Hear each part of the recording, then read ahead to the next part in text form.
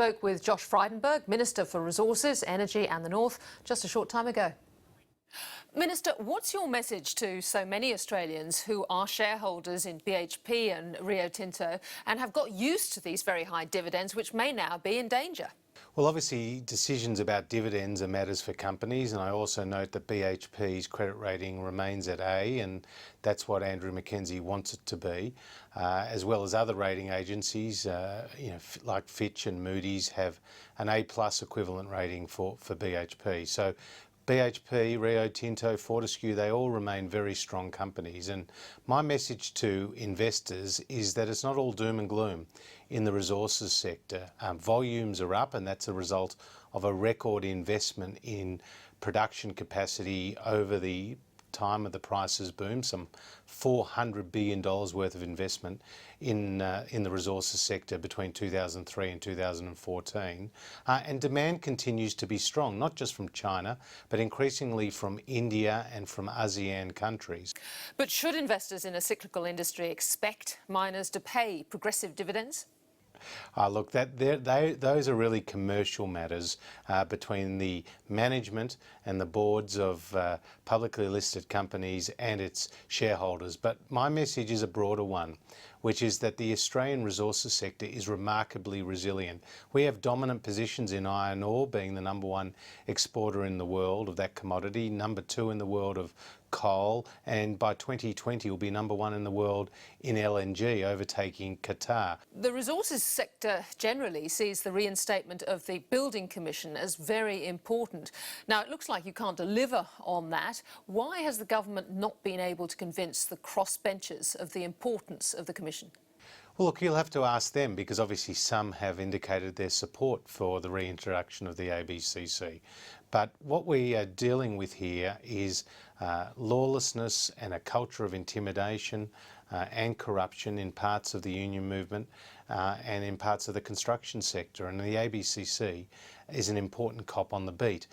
Just moving to gas, the gas industry was supposed to carry the resources boom on.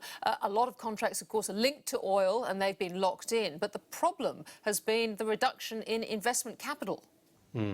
Well, you're right. There will be a slowdown in investment in the LNG sector, but major projects, for example, the Ichthys project in Darwin, which INPEX and Total have invested some $50 billion in that LNG project. If you look at the Gorgon Chevron plant, some $70 billion. They're still ongoing. And it's interesting that the International Energy Agency looks at global demand for gas as increasing by up to 50% between now and 2040. It's a cleaner form of fuel. It's an increasing demand around the world. And I think Australia's investment in the gas industry will pay big dividends into the future. Are there lessons, Minister, from the industry's overinvestment in infrastructure in LNG, which has contributed to some huge share price falls in some of our listed LNG companies? Look, only time will tell how successful those investments are, but I'm confident that they will be very successful, and I believe that based on the global demographic trends and the demand for gas, and the fact that Australia is very well positioned to service the world's needs. These huge commodity price falls have hit revenues for government. That puts pressure on the budget. You've got an election coming up. Now, you were part of last year's Razor Gang. How much budget repair, let alone reform, can you really do in this budget? Oh, well, look, that will be a decision for the Prime Minister and his Treasurer and his ERC subcommittee of cabinet to decide as we go towards the budget. But it's important to understand, when it comes to the revenue to Australia from commodities and gas exports, is that increasing volume and a declining Australian dollar will help our bottom line. Now, given today's leak of the Prime Minister's talking points, is there the unity in the party to agree and offer up a tax package?